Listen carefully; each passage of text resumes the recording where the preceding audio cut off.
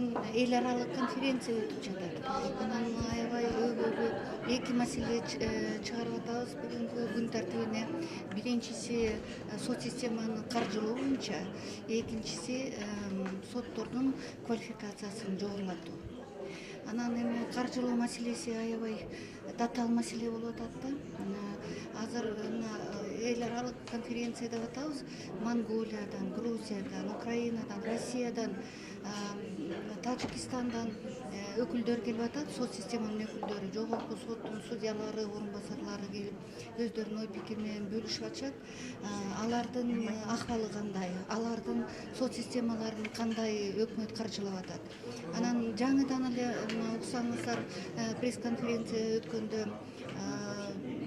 жогорку Россиянын жогорку сотунун орун басары сүйлөдү да, сот системаны каржылоо ал өкмөттүн милдети деп. Ошон үчүн биз азыр бир эле мисал келтирейин. Бюджеттин, республикалык бюджеттин 6% сот системанын каржылоосуна кетет экен. Бул кайсы өлкөлөрдө деп сурабайсыңарбы? Коста-Рика менен Сальвадор.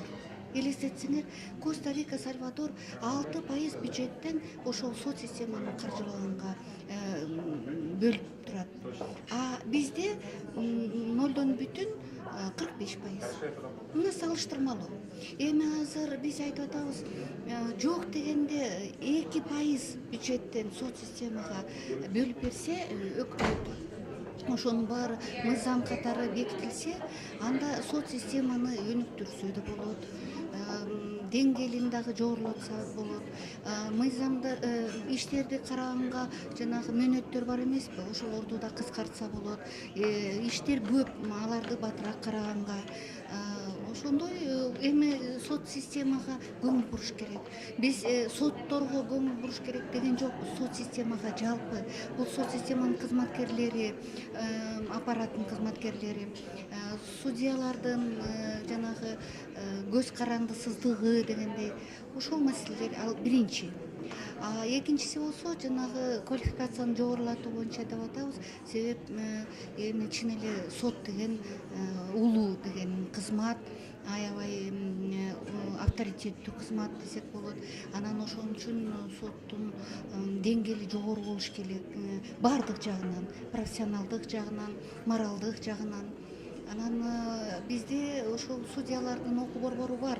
Эми ошону биз бир эле судьялардын квалификациясын жогорулатуу эмес, биз аппарат кызматкерлерди да окуталы деп атабыз. Биз сот болон деген талапкерлерди да окуталы деп атабыз. Аларга жакшынакай программаларды түзүп, анан бир жылда бир дебей жанагы үзгүлтүксүз окуу жогорулатуу болуш керек да. Ошол маселелерге бүгүн көңүл бурулуп атат.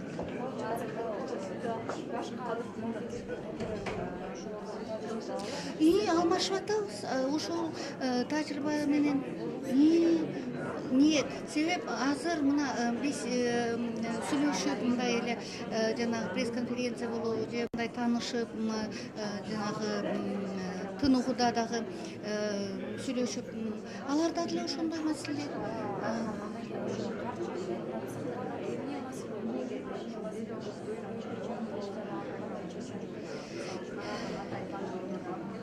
Жок, биз азыр жанагы тандоо маселесин биз бүгүнкү күн тартипке чыгарган жокпуз.